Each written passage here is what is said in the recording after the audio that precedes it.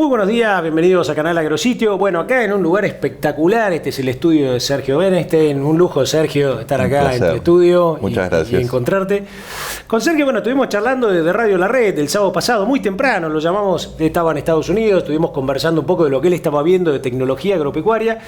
Pero hoy lo primero que le vamos a preguntar es algo que tal vez a usted en este momento le esté preocupando, que es el momento político, ¿no? Un momento político en el cual lo que tenemos que evaluar es si la muñeca de Cambiemos es lo suficientemente rápida con un peronismo, un Frente para la Victoria y algunos otros opositores que están tratando de ver, algunos si le mueven el piso y otros de alguna manera mostrar su lugar, aunque el país no le vaya tan bien, ¿no? Entonces, un poco esto, así generalizando y después para entrar en ley de despidos y cosas más operativas. ¿Cómo lo estás viendo?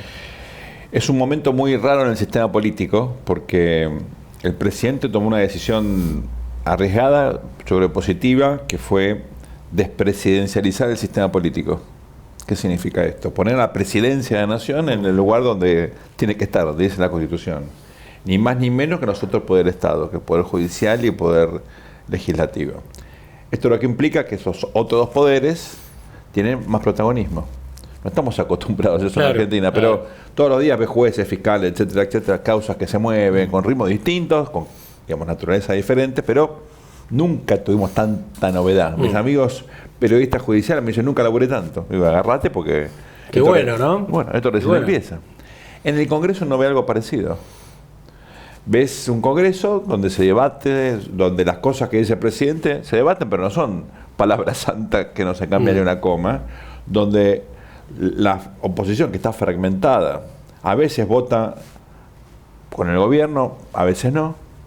Y esto, claro, genera toda una dinámica original, bueno y malo. Bueno, lo bueno es que efectivamente la democracia... Funciona la república. Claro, ¿no? funciona la república. Los votantes reclamábamos república, acá tenés, esto es la república. ¿Qué es lo malo? Que el gobierno a veces gana, a veces empata, a veces pierde. Ahora, en medio de este tema, ¿no? Y por ahí a mucha gente se lo plantea. A alguno no le falta decir, che, que no le pase como de la Rúa, ¿no? ¿Viste? Existe eso, yo creo que lo mismo el Frente para la Victoria lo genera, en este tema de que Cristina de allá está esperando que se vaya, porque ahora se da cuenta que esto le trae peligro y genera un movimiento.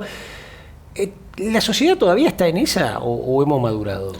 Yo creo que son situaciones totalmente incomparables, porque el contexto es distinto, el peronismo no es el mismo. El presidente Macri no tiene nada que ver en sus características con el presidente de la Rúa. Entre otras cosas, fíjate qué interesante, él era el jefe indiscutido de su partido. Aparte de un partido pequeño, casi vecinal. De la Rúa era un dirigente importante del radicalismo, no era el jefe del radicalismo, el jefe era Alfonsín. Claro, que le operaba atrás también en ese momento. Digamos, la caída de la Rúa no se hubiera dado sin la coalición entre Alfonsín y Duhalde. No digo que eso fue lo que precipitó, la crisis era muy profunda, pero indudablemente el esquema que se armó después fue un esquema consensuado entre el peronismo y el radicalismo de la provincia de Buenos Aires. Uno analiza, la verdad, el contexto local, el contexto internacional, las situaciones son incomparables. Ahora, ¿por qué aparece esa preocupación? Yo creo que hay una lógica, que es la siguiente. Hay gente que estima que la estrategia que armó el gobierno para hablar gobernabilidad, teniendo en cuenta que en el Congreso hay una mayoría opositora, que la mayoría de las gobernaciones están en manos de gobernadores de oposición. Vos podés decir, bueno, está bien, pero la provincia de Buenos Aires y la capital son del presidente. Está bien, eso es una ventaja y es un problema, porque anda a gobernar la provincia de Buenos Aires. Claro. O sea, fíjate lo que pasó... Le cae todo ese peso político. Bueno, la legislatura el otro día fue un escándalo, parecía la intifada. Quemando la legislatura, una cosa de loco, ¿no? Entonces uno ve eso y evidentemente el presidente decide, en vez de un pacto de gobernabilidad, ir paso a paso. Y esto te da cierta incertidumbre. A veces ganás, a veces empatás, a veces perdés.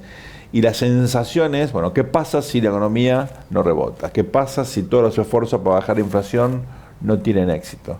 Por eso yo creo que la economía va a ser crucial. Si el gobierno logra dominar la inflación, no te digo bajarla, digamos, de forma como originalmente se pensaba, ¿no? Ponerla rápidamente... Un 20%, 20%, eso no va a pasar, pero demostrar que la inflación se va desacelerando. Sí, finalmente, gracias a la inversión de los argentinos y del exterior, empieza a rebotar la economía, empieza a generarse empleo, ese es el escenario ideal para que el gobierno se consolide y enfrente el escenario electoral del año próximo con chances. Si por el contrario la cosa se complica, va a ser más difícil. Y esperemos que esto no ocurra. Si hay más problemas económicos, si la inflación lejos de controlarse rebota, si tenés que volver a ajustar el tipo de cambio, esto te genera ruido, todo eso puede generar eventualmente un escenario ideal para que el peronismo tenga una gran elección el año próximo, y ahí sí la pregunta es cómo sigue Macri los últimos 2 años de su gobierno. Ahí empieza el fantasma. Claro. Por eso me tomé unos minutos para dar explicación, porque yo creo que te permite entender un poco cuál es la lógica detrás de esta preocupación, si efectivamente Macri es otro de la Rúa. Yo creo que no. ¿Cómo ves el tema? Porque hay como dos cosas, ¿no? Se puede tomar mate, ¿no? Sí, un programa como este. El toque viene bárbaro. Si yo tomamos mate acá, ¿cuándo? ¿O dónde? ¿No? Tal cual. Vos sabés que cuando uno mira un poco la ansiedad de la gente, yo estuve estos 2 días en Santiago del Estero, lo escuchaba hablar al presidente del gobernador de Tucumán, las provincias del norte, esas provincias que eran más adversas de alguna manera a cualquier tipo de cambio de estos, y da la sensación como que la sociedad tiene cierta ansiedad. Porque veía, por ejemplo, en Santiago del Estero me decían, sí, porque acá teníamos inversión, ahora el tren se paró, que va la banda, y la gente es como que tiene alguna ansiedad, tiene la duda de saber qué es lo que está pasando, pero tiene alguna ansiedad. Por el otro lado, son 130 días, no mucho, ¿no? ¿Cómo ves eso de la ansiedad de la gente, los pocos días, y además pocos días de un gobierno nuevo, que llega y se encuentra con un montón de sorpresas, que tiene una curva de aprendizaje en todo esto, porque no todo el mundo sabe cuándo se sienta, ¿no? ¿Cómo ves este choque de las dos velocidades? Yo creo que ese es un concepto fundamental para entender lo que nos está pasando.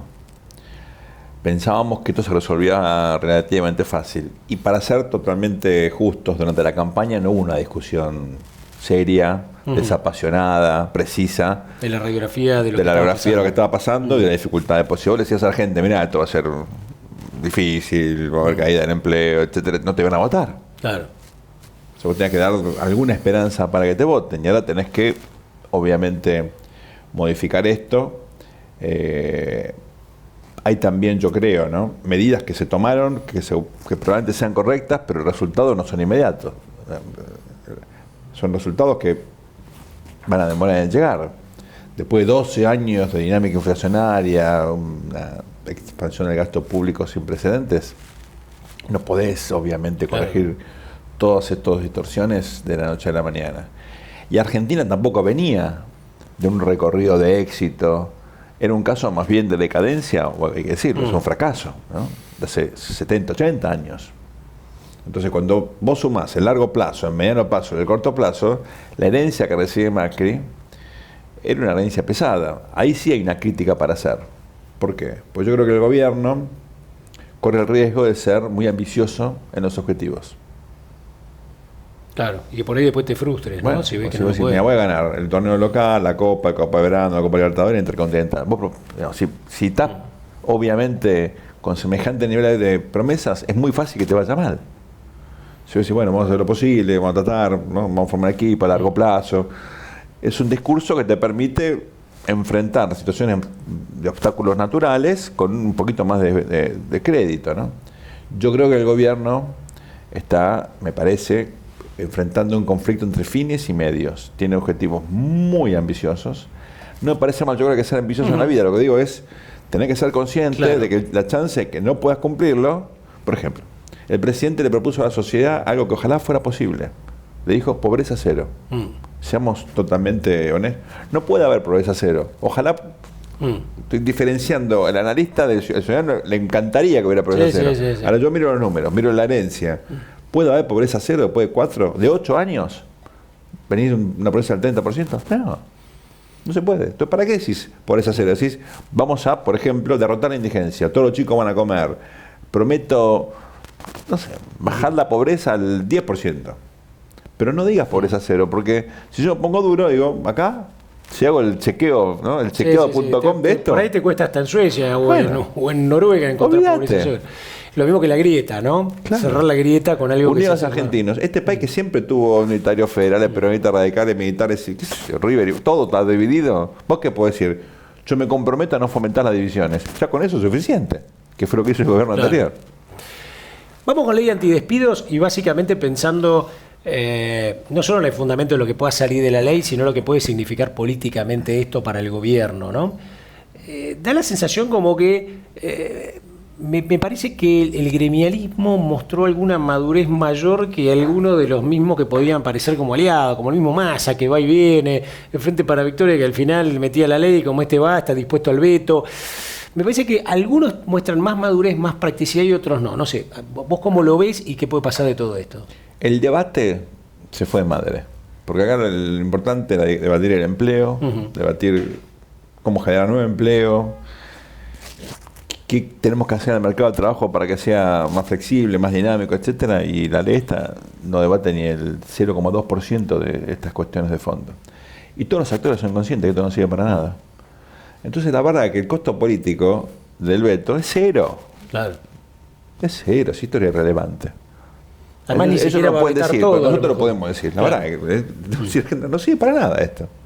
Y todos saben que no sirve para nada. Entonces, ya está. Era una manera de mostrarle al presidente que no tiene poder en el Congreso, que no hay gobernabilidad, que nos juntamos y si nos juntamos le ganamos. Hay una cosa un poco infantil. Puede decir que es más una publicidad que política, algo que busca. Pero, a ver, problemas de empleo tenés, obvio. Tenemos hace 4 años, casi 5, que el sector privado no genera empleo genuino.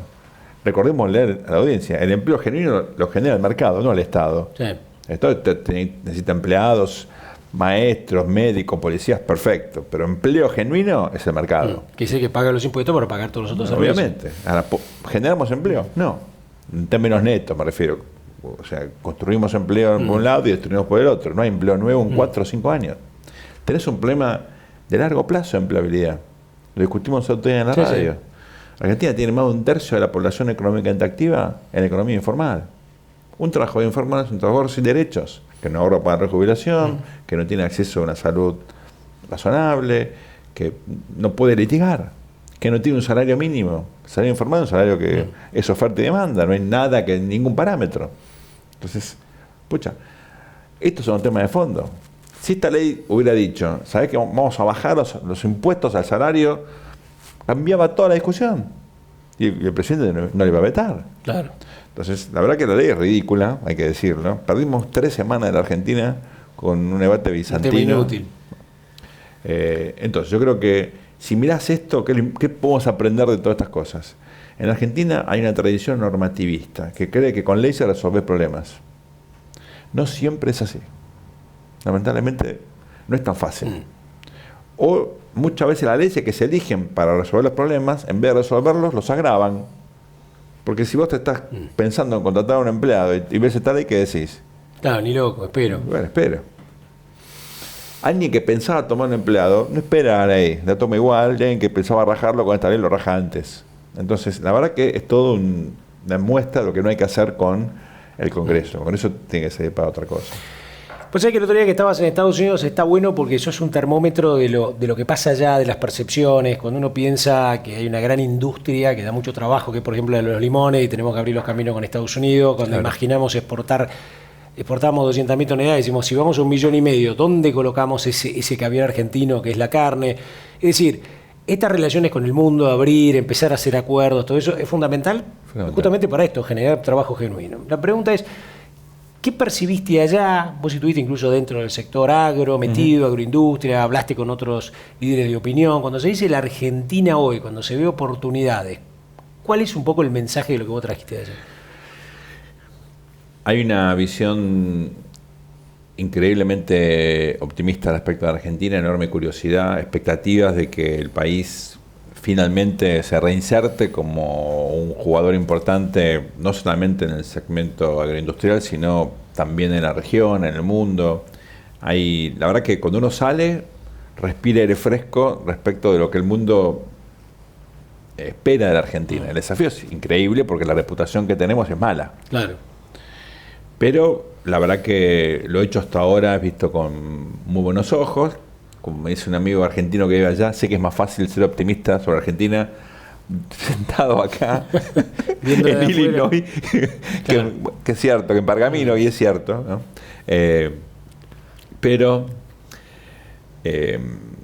yo creo que hay que salir del corto plazo y mirar el mediano y largo. Y cuando mirás las tendencias demográficas, mirás los diagnósticos estratégicos de los países más importantes, y no me refiero únicamente a los países tradicionales de Europa, Estados Unidos, China, India, Japón, Asia en general, la verdad que la seguridad alimenticia sigue siendo una prioridad.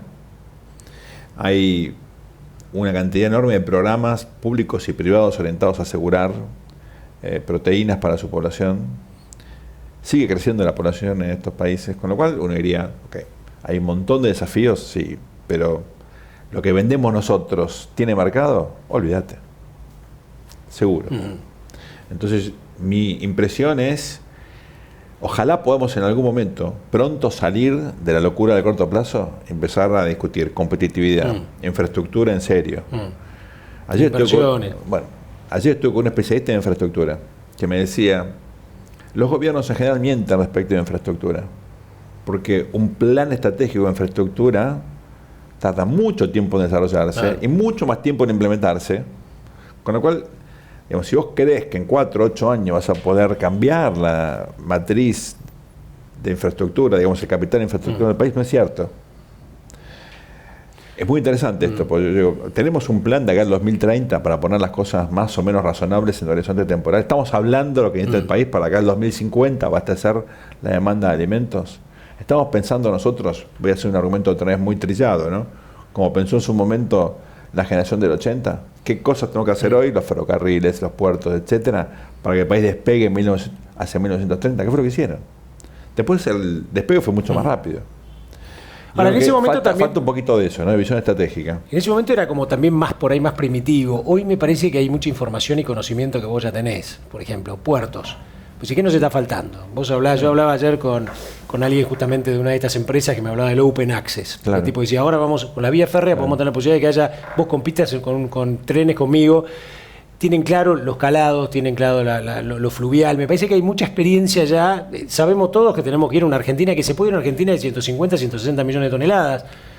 Que la parte del no AINEA va a ser fundamental, con lo cual el plan Belgrano. Me parece que hay muchas cosas que ya, ¿no?, hemos como avanzado en eso, ¿no? Para que sea un poquito más sencillo, para que mejor. Y otra que te tiro es, ¿puede ser que la mentalidad de un presidente que es ingeniero civil, rodeado y que nació entre construcciones, no te switché? Pues yo que soy hijo de médico, posiblemente a lo mejor, y viniendo de esto, pensaría en salud pública. Y él por ahí, a lo mejor, la ve más lógica en, ¿puede influir o no todo este tipo de razonamientos y cosas? Indudablemente, en un país presidencialista, por más que él trate de acotar un poco la influencia del presidente, lo que hace, piensa, cómo piensa el presidente, sus prioridades impactan en la agenda, indudablemente. Entonces sí, ¿no? Y yo creo que es muy importante la idea de el Plan Belgrano como una síntesis de esfuerzos puntuales de mejora de la infraestructura fundamental, estamos hablando de agua potable, cloacas, puentes, o sea, cosas muy básicas, ¿no?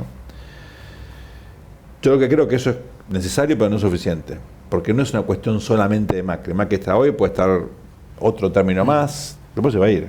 Y después lo que necesita es asegurarse a sí mismo con la continuidad de esto. Y esto o lo haces por consenso o no lo haces, porque compromete una cantidad infinita de recursos. Suponete que yo, esto es cierto, es una historia real, me siento con un fondo dispuesto a invertir en infraestructura, que es una inversión que recuperas a 30 años. Y el tipo dice, estamos muy contentos con la Argentina, estás en todo el verso. La pregunta es, pregunta real, ¿el próximo gobierno va a mantener las reglas o las puede cambiar? Claro. Yo dije, hasta luego, me voy, se me va el acuelo. Claro. ¿Qué voy a decir? Es más, si sale por ley, incluso hasta después te la puedes sacar el próximo gobierno una ley. ¿Qué quiere que le diga? Claro. ¿Que no? ¿Voy a jugar mi reputación? Bueno, mire, sí, puede cambiar. ¿Y cómo hacemos? Bueno, hay que armar un contrato que te permita... tipos entienden de esto, invierten en todo el mundo. Pero yo le puedo decir, no, mira, acá hay un consenso, la clase política, se juntó el presidente con los gobernadores, los líderes parlamentarios, la sociedad civil, y firmó un documento de la infraestructura argentina por 30 años. Usted está acá. Claro. ¿Lo pueden cambiar? Sí, bueno, pero acá todos firmaron. No hay eso. Y yo creo que estas son las cuestiones que tal vez, por voluntarismo, como vos sugerías, por la curva de aprendizaje, al comienzo te parece que podés hacer todo, después te das cuenta que no podés hacer todo. Difícil. Sí, y tenés que abrir un poquito el juego. Y no es una cuestión de perder autoridad, es ser, me parece, inteligente en el sentido de generar esquemas más sustentables, ¿no? Te hago la última. para analizar un poco lo que te estás imaginando de la política que viene, ¿no? Yo estaba ante productores el miércoles a la noche y era como que mi función era tratar de motivarlos, ¿no? Entonces no se va con el tipo de cambio, con la apertura, con el maíz, con la revolución de la gramínea, revolución ganadera. Claro. Era un revolucionario total. Pero es cierto. Y en un momento, claro, alguno por ahí levanta la mano y dice, y la política, y lo va a acompañar a Macri, y qué sé yo, claro, ahí hubiera hecho falta que tuviera vos para que le cuentes un poco qué es lo que vos observás. Bueno, llévame la próxima. En un junio, sí, seguro, porque no. En un junio que empiece a mostrar, qué sé yo, una inflación que posiblemente si terminamos mayo en el 3, a lo mejor en junio sea el 2, claro. y eso seguramente va a traer tranquilidad en todos nosotros. Claro. ¿Qué percibís en lo que puede ser la política y las mismas políticas activas de un gobierno que se mueve bastante y que está aprendiendo, ¿no? Yo diferenciaría políticas y elecciones. Ok. ¿No? En la política yo voy a ver, la verdad, vamos a ver cosas parecidas a estos días. El Congreso en alguna te la baja pasada, en la otra no. El otro día estamos todos mirando la ley laboral. La verdad que se votó la rebaja de IVA y se votó la ley de IVA de acceso a la información pública, que son leyes fundamentales. Una de corto plazo, pues el IVA es obviamente un poco de alivio a sectores muy vulnerables, pero la ley de acceso a la información pública te cambia totalmente la lógica. Antes era todo escondido, nadie sabía qué pasaba. El Estado está obligado a informarte, es buenísimo. Veo eso, veo una cosa donde va a haber que pelear, ¿no? Cada ley, donde va a haber alguna que ganas, otra que empatas, otra que perdés. Veo eso, ¿no? Al presidente no le va mal en términos de opinión pública, al contrario. Eso creo que hay que marcarlo. ¿Sigue arriba del 60? Un poquito bueno, pero cuando vos escuchás a los funcionarios del gobierno decir, se ríen cuando dicen, che, ¿viste que comunicamos mal? Comunicando mal, ganaron 3 veces la Ciudad de Buenos Aires, una vez la provincia de Buenos Aires, ganaron la presidencia, el presidente después de implementar una estabilización económica sigue arriba del 55. Necesito comunicar mal, ¿qué quiere decir comunicar bien? Claro. ¿No? Y yo creo que un punto tiene. Ahora, es cierto que es una lógica de comunicación diferente a la que teníamos antes, claro. Puede ser. ¿La gente se irá acostumbrando a esto? Pues yo veía una sensación de mamitis. No, era como mamitis. Claro, era como, uy, pero y no había mamá que nos contaba todo el cuentito, nos lo hacía bien con esa cara así maternal, y ahora este otro, más frío, más duro, habla 4 palabras y por ahí no habla y no aparece tan masivamente, pero parece también como que se va suavizando, como nos hemos acostumbrado a que sea mamitis, ¿no? Yo sí veo problemas, no sé si de comunicación, pero sí de coordinación. Ajá. Que es distinto, ¿no? ¿Eso también es aprendizaje? Sí, y en parte... ¿O filosófico? A veces son cuestiones de bajar un poco la soberbia de todos lados. Estamos en Argentina, ¿no? Es un país un poquitito donde me tengo que llamar. Todos son estrellas, ¿no? Claro. Y yo creo que porque sean los problemas y no las personas. ¿No? Somos lo que somos, estamos de paso acá. Los problemas son permanentes, las personas son pasajeras. Si te va mal a vos, también en el fondo yo atrás, ¿no? Entonces, por ejemplo, es raro, es un gobierno que es promarcado. Y sin embargo ves empresarios que ejercen el gobierno, a funcionarios del gobierno que ejercen los empresarios, flacos, siéntense y hablen. Parece mucho, cuando se sientan y hablan se ponen de acuerdo. Claro. Ayer me tocó un almuerzo privado entre un ministro y 20 empresarios que al comienzo se miraban todavía con recelo y al final, por supuesto, estaban, che, te mando la carpeta, fíjate que... Bueno, por lo menos terminó bien. Muy bien, es que yo digo, falta un poco más de eso. Yo creo que estamos tan acostumbrados, me parece, a una interacción no razonable entre lo público y lo privado. No razonable o porque venía un tipo y te ponía un arma encima del escritorio, claro. O porque había tongo, hay que decirlo. Que establecer un vínculo profesional, serio, respetable entre lo público y lo privado va a llevar tiempo. Creo que hay voluntad, que es un gobierno que escucha, y el sector privado tiene que acostumbrarse a pedir y a dar. Porque estamos... Todos nuestros amigos, clientes que van, no, me tengo que hacer esto, bajame, subime lo otro, no me devolveme el adelanto, todo eso. Y el funcionario dice, flaco, sentate acá. Vení acá, sentate un día, vas a ver lo que es el desastre que no sale nada, que tenés la herencia, que te filman, un desastre. Yo creo que eso requiere, me parece, coordinar mejor, ¿no? Las elecciones van a cambiar la dinámica, el año que viene es un año clave, y lo que quiero decir desde ya, la elección a la provincia de Buenos Aires va a ser... Yo creo la madre para variar de todas las batallas, ¿no? Percepción de la sociedad respecto al campo, porque viste que hay, ustedes le dieron todo. Sí, claro. Como recién charlábamos con vos, a ver, dieron todo para lo que viene hacia adelante, para lo de atrás, en trigo, no sé si a trigo, no sé si a maíz, no sé si a girasol, y las hojas 5 puntos en 35 no es nada, pero quiero decir todo. Pero, ¿cómo ves esa percepción entre el campo, la ciudad y...? Primero, no te dieron todo, te devolvieron lo que te habían sacado. Sí, que es por supuesto. Muy diferente. Sí, eso es fundamental. Muy diferente. Mira, yo creo que es una cuestión insólita, también lo charlamos en alguna oportunidad. El campo no tiene en la Argentina una presencia, no es el campo, es la industria, la agroindustria, Sí, porque es mucho más que el campo, ¿no? O sea, la audiencia la conoce, pero si alguien que no conoce de esto ve este programa, tiene que tener en cuenta que esto es una cadena de valor impresionante, que involucra un tercio de la población económicamente activa, que tiene un dinamismo insólito, que es una industria globalizada, inserta en el mercado mundial y una fuente, me parece, fundamental de divisas. No la única, la más importante por lejos, ¿no? Teniendo en cuenta eso, uno se pregunta, ¿tiene una capacidad de influencia en la sociedad, en el gobierno, en la cultura, en los medios, el campo, proporcional al peso que tiene la sociedad argentina? No lo tiene. Entonces yo creo que es mucho más que como la ciudad del campo. Es que el campo no está, me parece a mí, reflejando en la sociedad lo que realmente es. Y contribuyendo. ¿No? Pues yo creo que lejos de esto satisfacer los intereses del campo, que no lo hace, tampoco contribuye a que la sociedad argentina comprenda el potencial que tiene este sector y se beneficie.